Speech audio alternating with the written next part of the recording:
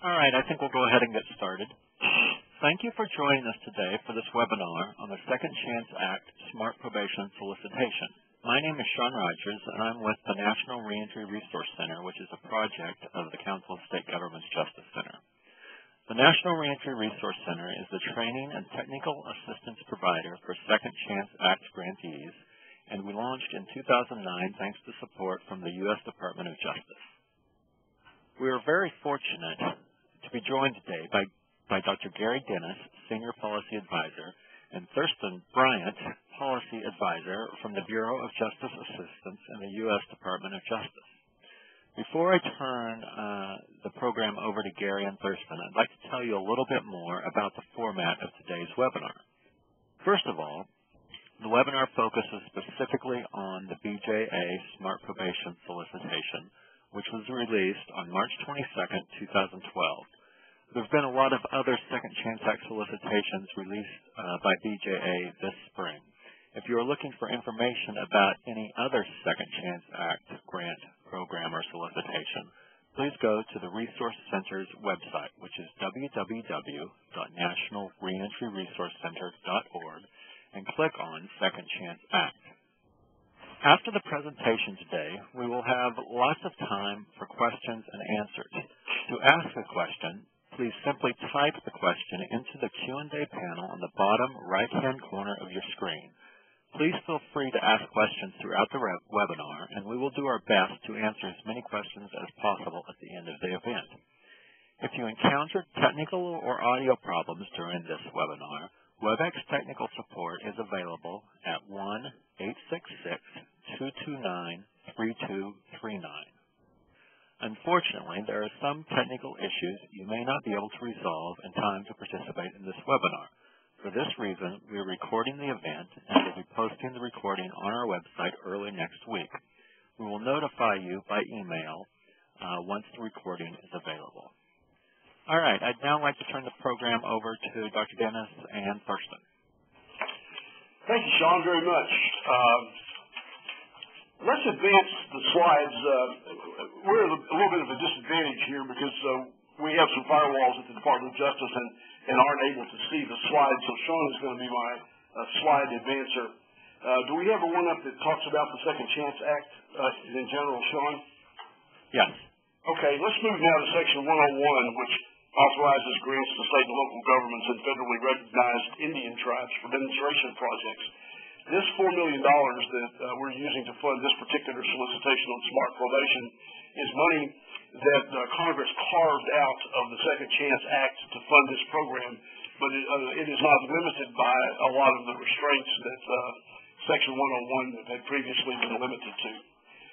The next slide just simply talks about the links where you can find an electronic copy of the solicitation. Applications are due by May 21st, 2012 by midnight on May 21st, 2012. Applicants are limited to states, units of local government, and federally recognized Indian tribes. And it talks about a link where you can find more information. Now, I normally don't like to do this in terms of reading PowerPoint slides, but the next several slides are so critical that I want to take the time really to read these. Now, this information is in the solicitation, but because we are going to have a time for Q&A, I want to make sure that we very carefully articulate the most important points of the solicitation. The idea behind smart probation is to support the development and implementation of evidence-based probation programs that effectively address the needs of offenders, improve probation success rates, and meet the overall goals of the Second Chance Act, which is the ultimate reduction in recidivism. And keep in mind that these, we'll stress this later on in the presentation, but these have to be programs targeted to offenders who are on probation and not parole. The next slide talks about the goals, objectives, and deliverables. The goal of solicitation is to improve supervision strategies that will, again, reduce recidivism, provide training and technical assistance and policy support to folks who are working in the field of probation supervision. It's to promote and increase collaboration among agencies and officials who work in probation, pretrial, law enforcement, and related community fields. One of the most significant artifacts of the Second Chance Act over the last 3 years has been the degree to which it has promoted collaborative efforts among various agencies in the criminal justice system. And while these programs target folks who are on probation, certainly probation and probation supervision encompasses a significant number of different correctional agencies. We want to develop and implement strategies for the identification, supervision, and treatment of high-risk, high-needs probationers. One of the primary goals of the Second Chance Act is to encourage people as a part of using evidence-based practices to rely on validated, evidence-based risk needs assessment. So we're looking for those programs which target the medium to high-risk offenders. These are the ones that we believe we have the highest chance of success with. We want to objectively assess and evaluate the impact of innovative and evidence-based supervision and treatment strategies, and hopefully demonstrate the use and efficacy of evidence-based practices and principles to improve the delivery of probation supervision. There are no mandatory requirements around this solicitation like there have been on a good number of other second chance solicitations. That makes this, we're really excited about this particular solicitation here at BJA, because this is one of the few solicitations that we've been able to promulgate in the last several years that offers a wide range of creativity for units of state and local and government to try to develop innovative strategies to improve the efficiency of probation. So there's a wide latitude as long as people are stressing the use of evidence-based practices. Approved uses of funds increase the capacity of states, localities, and tribal communities to help probation agencies improve supervision strategies. So we're really looking at those applications of these funds which help build capacity of agencies through training and technical assistance. Hopefully to test new policies and strategies in community supervision and treatment and to increase public safety and generate savings. Analyze and implement changes to policies and practices that guide community supervision. Develop or promote the integration of probation supervision strategies and tools to facilitate effective reentry. And again, expand collaboration and strategic partnerships among various correctional, criminal justice, community agencies. And then one of the most important parts of this particular solicitation is the incorporation of an evaluation component. And up to 25% of the grant funds can be used to fund an evaluation. So the strong proposals will be those proposals that incorporate an objective evaluation component that will help to determine, again, the effectiveness of the various innovative strategies that may be proposed to be used under the SMART probation solicitation. Once again, the target population, the next slide. This focuses on an adult target population, but rather than strictly identifying adults as those 18 years of age or over, this particular solicitation has a little bit more flexibility. We will allow adults to be defined by the particular definition in the jurisdiction that's applying. So it's possible that a jurisdiction might categorize a 16 or a 17-year-old as an adult, and if that's the case, those people could be incorporated. So it's possible that a project under this SMART probation solicitation could have a target population of folks that might be under 18 years of age, as long as they were defined within that jurisdiction as adults. And once again, to stress the fact that the grant cannot be used for parole populations because of the legislative restrictions that were put on this. It needs to be strictly for those who are on probation. The last slide that I really want to go over in detail is the one about priority consideration. Priority considerations are those factors that we look at. If an application scores high and has a very sound structure and scores high in the peer review process, then these are the kinds of things that jump out that enhance its fundability. You need to clearly demonstrate the appropriate use and integration of evidence-based principles, such as the application of risk needs assessment. Once again, to stress the fact that even if the target population may be a little bit younger, 16 or 17-year-olds are defined as adults, we're still looking for you to target medium to high-risk offenders. High-risk offenders or high-needs offenders could be those with special needs, such as mental illness or female offenders or sex offenders. It is very important that the projects that we fund under this solicitation are able to demonstrate measurable reductions in recidivism. And we know that it's a national dilemma because oftentimes the data is simply not available, but we are looking for proposals who are able to establish a baseline recidivism rate based on historical documents, historical data for the target population that they choose to address in this particular project.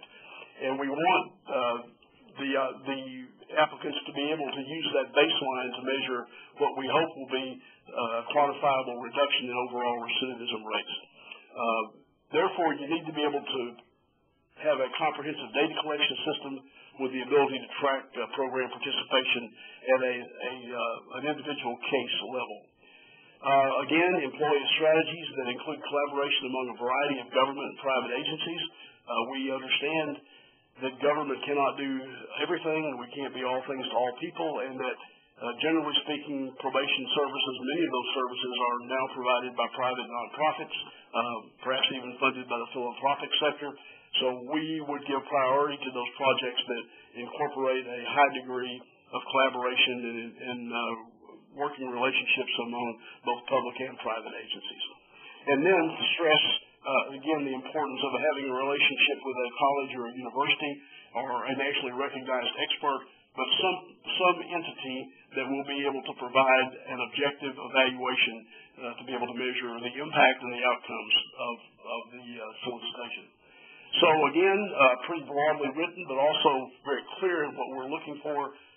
We're not saying that in terms of approved uses of funds that these dollars can't be used to hire staff. They can be, or to pay for program services, but we're looking for overall systemic impact where possible, and we're looking for those proposals that build the capacity of a particular agency so that once the 2-year funding that we're going to be able to provide, or at least ultimately a 2-year project period for these smart probation grants, that once that project period is passed, that the agency will have been better for having the application of that federal money, and that hopefully the capacity will be increased to continue to use evidence-based practices and to build on that.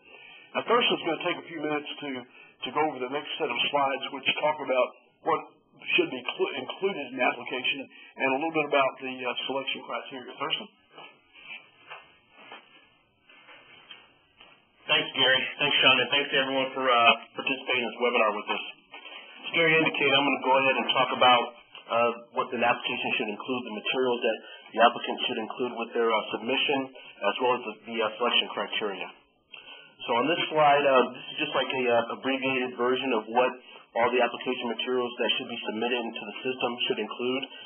They should include an abstract, which kind of summarizes the major components of the project, a program narrative that includes information on the statement of the problem, the program design, elements and implementation of the project, the capabilities and competencies, as well as the impact, outcomes, evaluations, and the performance measure information. The project should also include a budget detail worksheet as well as a budget narrative. Keep in mind that this could be one document, but if it is submitted as one document, that one document should include both the budget detail components as well as the budget narrative information. Some additional information which might be included with an application is also what's called the additional attachments. I'll get into that later, but that is basically going to include anything that is not listed above. So if you could proceed to the next slide for me. This is a breakdown of the selection criteria, and for some of you who are not familiar with our solicitation process, the selection criteria will include a listing of the percentages that the peer reviewers will weigh your application materials on.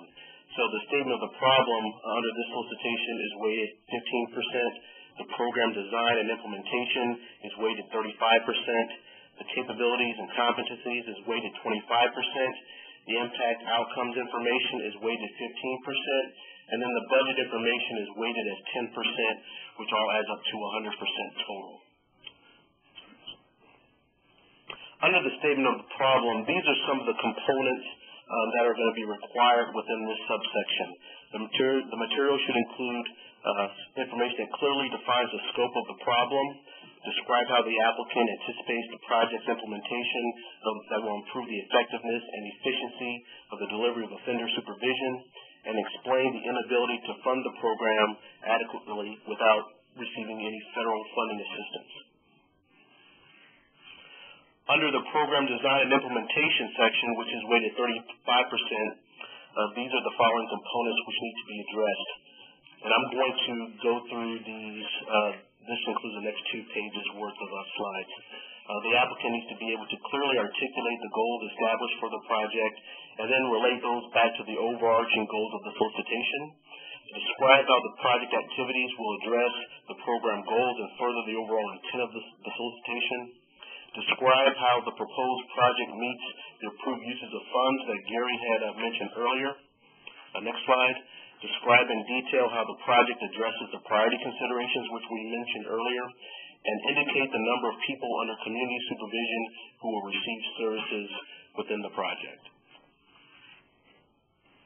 Under the capabilities and competency section, which is weighted for 25%, the applicants should be able to describe the management structure and staffing of the project and demonstrate the capability of the applicant and his collaborative partners to implement the project, which includes gathering performance information, developing the overall plan of the other project, and then evaluating the program or the project itself.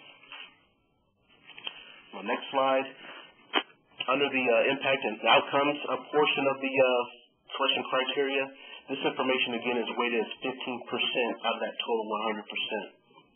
So under this, the applicants need to be able to describe the process for assessing the project's effectiveness through the collection and reporting of performance measure information, identify goals and objectives for program development, implementation, and outcomes, describe how performance will be documented, monitored, and evaluated, outline what data information will be collected, and describe how evaluation and collaborative partnerships will be leveraged to build long-term support and resources for the program, describe a plan for the evaluation of the project itself, and describe how these efforts will be integrated into the state or tribal justice system plan or commitments, how the program will be financially sustained after the federal funding has ended, and then provide information on the expected long-term results of the program. The next 3 slides are about the performance measures. I'm not going to go into a lot of detail in terms of the specific individual performance measures, but I just want to kind of highlight some of the specific information on these first 2 slides. Under the performance measures, the applicant needs to be able to agree that they will report on the measures when they have been finalized by the Department of Justice, and all applicants must demonstrate their methodology for collecting the data for the measures. On the next slide, I'm going to touch base on all 3 of these bullets. For the performance measures, the applicants need to be able or required to achieve a specific. They're not required to achieve a specific recidivism rate reduction. However, the applicants, if they are awarded, need to be able to report the recidivism rate for the participants that are enrolled in their program, and grantees are also required to calculate a baseline recidivism rate for the proposed target population as a percentage decrease in the recidivism rate for program participants from that baseline. This next slide on the performance measures, we're not going to go into detail on that. If you look within the solicitation, there is a chart that's provided which kind of breaks down all the different program measures that you're going to be required to report information on. So I won't go ahead and read these, but if you go back and refer to the solicitation, there's a detailed chart that provides more information on what each grantee will be required to report upon. Regarding the budget, on the next slide, the budget is weighted 10% of the overall total of the selection criteria. And what we're looking for with the budget materials is that the applicants need to provide a budget that is complete, one that's reasonable and allowable, one that is cost effective, and one that is necessary for the project activities. So that when the peer reviewers are looking at your budget information, they're going to be looking to see whether the information that you provided, whether it's deemed to be cost effective. Also, Gary has mentioned before, we're looking to award projects for up to a 24-month, 2-year period, and so we're looking to make awards for a total of up to $500,000 apiece. At least 25% of the total grant award should be used for data collection, performance measurement information, and also for information on the performance assessment of the project. And applicants should budget for travel to a DOJ-sponsored grantee meeting, which is a component that we put in all of our solicitations. Under the next slide, under the match requirement, there is no match requirement for this solicitation. Sometimes we receive questions from applicants who are eager to provide a voluntary match requirement and incorporate that into their budget materials. The only problem is that if you do so, it's going to be there for the duration. So typically what we say is that if there is not a match requirement, don't do it. Don't suggest or volunteer to provide a match. And then the other thing that you need to consider too is that we also get this question is that if for example, if an applicant wants to voluntarily provide a match, even though the solicitation does not call for one, does that increase their chances of receiving an award? And the answer is no. Under the next slide for additional attachments, these would include things which are not highlighted under those previous subsections that I just described. So this could include information on the project timeline, the position descriptions for key positions under the project, and letters of support from all the key partners, or, for example, from subgrantees detailing the commitment to work with the applying agency. The next slide is just general contact information in case there are different types of issues that arise. The first one is information in case an applicant needs assistance with grants.gov. This is the grants.gov customer support hotline number as well as the email address. And then the second area is in case there are general questions about solicitations. For the last couple of years, BJA has established a Justice Information Center, the BJA Justice Information Center, or JIC as we call it. And this is the contact information for JIC with their phone number and their email address. Typically what happens is JIC is the first line where if they receive a question from the field, they will answer it based on some of the solicitation information or some of the FAQ information that Gary and I provide them. If there's something that they are unsure of, then they will forward that over to Gary and I, and then we'll provide our expertise and help you out as much as possible. The next slide is a list of different helpful resources on evidence-based strategies for probation supervision to assist you. So you can take a look at those if you need some additional information to help you form and complete your project. And that's it. At this time, we'll go ahead and have some questions and answers from the field. We also want to thank the National Ranger Resource Center, again, for all of their help and their partnership over the years. The very last slide is contact information from them as well as their website. We highly encourage you to examine their website. They are the TTA provider for all the Second Chance Act, Adult and Juvenile Awards from BJA, as well as the Office of Juvenile Justice and Delinquency Prevention, OJJDP. And it's just a fantastic website. And also, if you have an interest in the future on learning about different types of corrections or reentry-related solicitations that are going to be available to the field for funding opportunities, they always provide a newsletter that will be sent to you electronically to assist you with that information. So anything that comes out from our shop will be posted on the National Reentry Resource Center. And it's just a great website to find out all types of information, not just from BJA, but also from other federal partners who are engaged in youth reentry activities. So at this time, Sean will open up to the field and take any questions that might be out there. All right. Thank you, Dr. Dennis and Thurston. Great. We do have a lot of questions that have come in, so it looks like most people on the line have figured out how to ask questions. If you haven't, again, I'd just like to reiterate that in the lower right-hand corner of the screen, you should see a Q&A field. Just chat in the question, hit send, and we will ask it. All right, guys, we have several questions about the evaluator. First question, could you more clearly define what you mean, what the solicitation means by third-party evaluator? Well, we want someone who is not intimately involved with the project, who is a third-party person, is someone who is from the outside, who can be objective about evaluating the project. Generally speaking, we're talking about somebody who would be probably from a university or a college that may be close by. Right, and sometimes like we'll find is we'll receive questions from, hey, the project director from the applicant. That's not exactly what we're looking for. It's like as Gary said, it could be like a research company or whatever, but someone who's not connected with the organization that's actually applying for the award. All right. The next question says that on page 6 of the solicitation, it says that a maximum of 25% can be used for the valuation. And then on page 14, it says 20% maximum for administration, data, and performance assessment. The question is this a contradiction?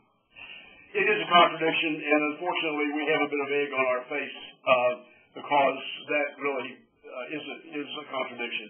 What we're really talking about there is up to 25% of the grant can be used to fund an evaluator as well as a data collection system that would be part of and provide information for the evaluation.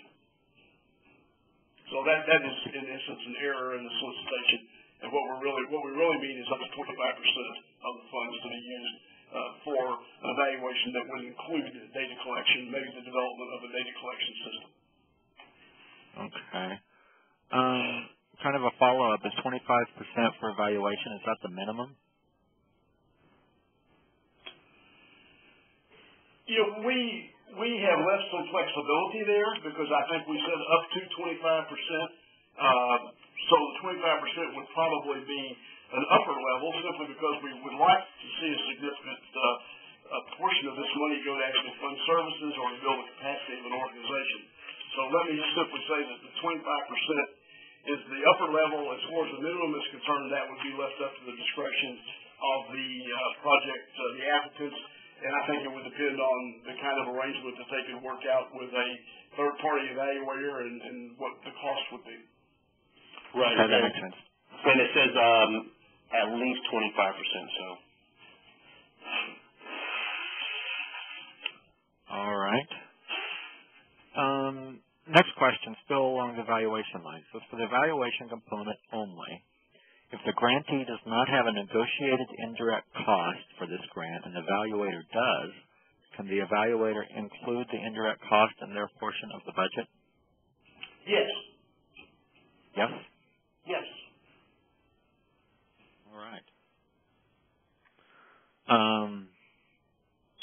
Okay, next question. If a baseline recidivism rate is not known in a particular jurisdiction for a particular population, can the project include the step of establishing it? I'm going to go out on a limb here and say that would be very problematic because in order to establish a baseline recidivism rate, I mean, you're talking about history there. Most jurisdictions are going to base recidivism on a 3-year time period. So I think it would be extremely difficult for anyone to develop a competitive application with the idea that they were going to establish a baseline recidivism rate if it did not already exist. Okay. We had a question that just came in on the evaluator. So let's hop back to that for a second. The question is, can a third-party evaluator utilize their federally negotiated F&A rate if the prime recipient does not have one? The answer to that is yes. I would anticipate that these evaluations would be funded as a sub-award or a subcontract, on the part of whoever the government entity, the applicant agency, let's say if it's the state of Podunk, then whatever they negotiated with their evaluator, that would be a separate subcontract that would probably be listed in the application under the consultancy contract section. But yes, the evaluator could use their federally approved overhead rate. Okay. I've just got a couple more questions left, so I'd like to encourage people on the line, if you have questions, please type them in now. Okay, please define and give examples of goals and objectives as used in this solicitation. Well, I think the overall goal of this particular solicitation and the project is to increase, first of all, it's to hopefully result ultimately in a reduction in the recidivism rate of a targeted population of probationers in a particular jurisdiction. But it's also a goal is to increase the capacity for a particular organization to utilize evidence-based practices, for instance, if they haven't already done it, to incorporate the use of a validated risk needs assessment into their process of determining how they apportion services for people who are on probation, the level, or what we refer to as the dosage of services. So the overall goal is to increase the capacity of a particular agency to use effectively evidence-based practices like risk needs assessment, and ultimately to result in the reduction of recidivism rates among a probation population, and to increase, if you will, the effectiveness of the services that are being provided to that particular target population. All right. Great. Do you have any idea how many awards you anticipate making under this solicitation? Yeah, although it's not set in stone, we would estimate about maybe 8 awards. About 8 awards. All right. Although that is likely to change depending on what the final budget numbers are. Okay. All right, here's another question. If the state applies for this solicitation, is it possible for a specific jurisdiction within the state to apply and receive funding as well?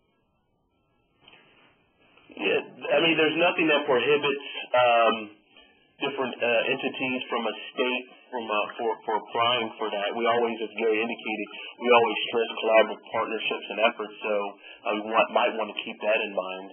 Also, one of the other questions that we have received requests on is whether this is limited to specific probation departments. But the eligibility, if you look at it, is for state, local government agencies. So it's not specific only to probation departments. All right, guys, that's it. That's it? Got the questions. That's it. Oh, come on, we have some more time. Yeah. Okay, here. A few more just came through.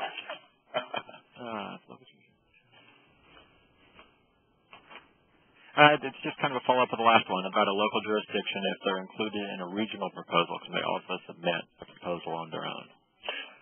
Right? Well, I think you have to be, this is probably going to be a relatively heavily subscribed solicitation because it is open to state agencies as well as some 3,600 different counties out there, and also court jurisdictions. Oftentimes, probation is under the jurisdiction of the court. So I think that in a particular area, folks ought to be careful to not set up an intense competition. For instance, if a state agency like the agency I worked for in Kentucky for 34 years before I came to BJA, we had a unified system where the State Department of Corrections supervised not only parole but also felony probation. So I could have seen a collaborative effort, if you will, between perhaps a court system in a large urban area like Louisville, Jefferson County, Louisville Metro, or Lexington, and a joint application between the State Department of Corrections and perhaps that court system which handled misdemeanor probation. So I think it really is going to depend on the way probation services are organized.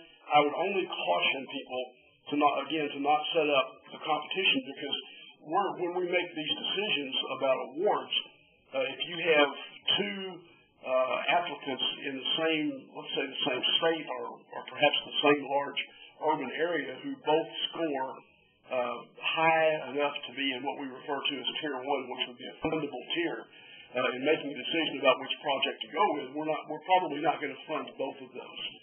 We're going to make a decision about one over the other. And some of the priority considerations would come into play there. How collaborative is the proposal?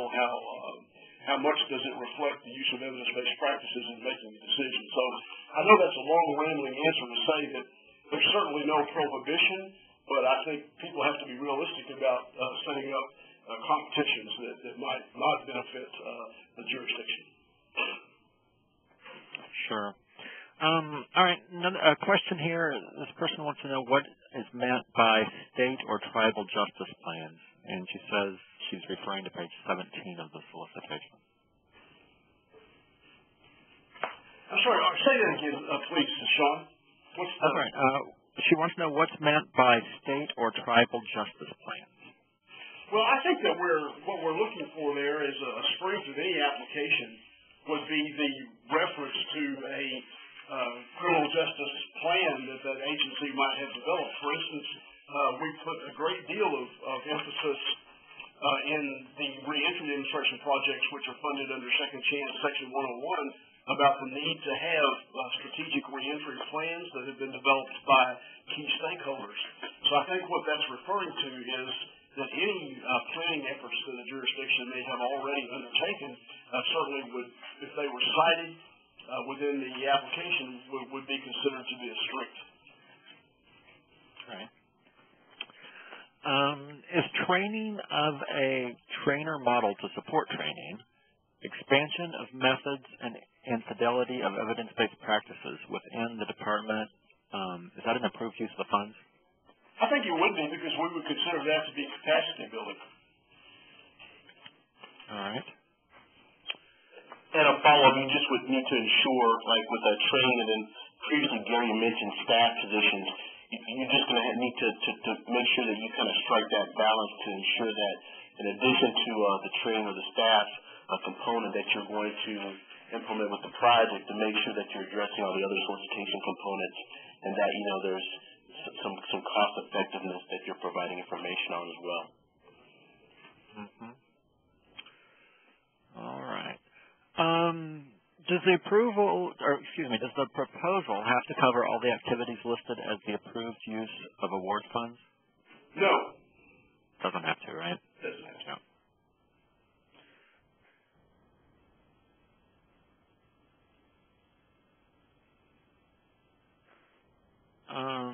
Is there consideration to the length of time a company is in existence that makes them not possible for this grant award winner? This solicitation is limited to state and local governments. Right. And federally recognized Indian tribes, correct? Right. So a nonprofit organization or a for-profit organization will not be eligible under this solicitation.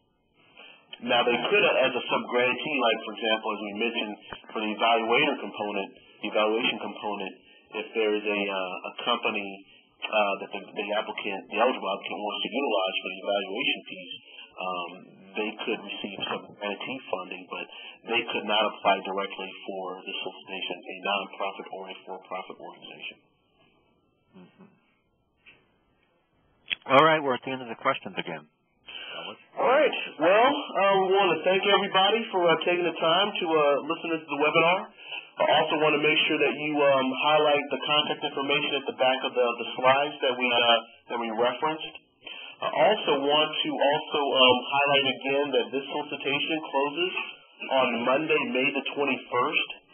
So as usual with all of our solicitations, such as the Second Chance Act and some of the other corrections ones that we manage, we always encourage applicants who are interested in applying to do so well in advance, and don't wait till that Monday to start trying to submit your materials into the system, because the solicitation also has some information about what's going to be allowable if you're not able to get your materials in on time, and usually it has to be something pretty significant. So like if you're working from home and your computer shuts down, something like that is not going to be reasonable in terms of allowing you to submit a post deadline. So go ahead and make sure that you get all that information in ahead of time. And then if you forgot something, say like if you get it in a week in advance and you forgot to attach some information, you can go back into the system, resubmit your application materials. Then the most recent version that has been submitted is what we will look at as being the one that you want to have reviewed. So make sure you get the application materials in on time, so in case there's any problems, you're okay. So with that, we want to thank everybody again. Thank people who participate in the call. We want to thank Sean and the Resource Center as always. And then if you have any questions, contact our JIT Center. And then if there's something that they're unable to answer, they will contact us and then we will reach out to you. So thanks again. This concludes our webinar on the Second Chance Act Smart Probation Solicitation. Thank you all for your attendance and participation, and thank you to the Bureau of Justice Assistance for sponsoring this event, and a special thanks to Dr. Gary Dennis and Thurston Bryant from BJA for taking time out of their busy schedules to participate in this webinar. A recording of this presentation will be available online early next week, and we will email it to you once it's available. Finally, when you leave this event, a brief survey on this webinar will pop up on your screen. We would very much appreciate your feedback. Thanks again for participating.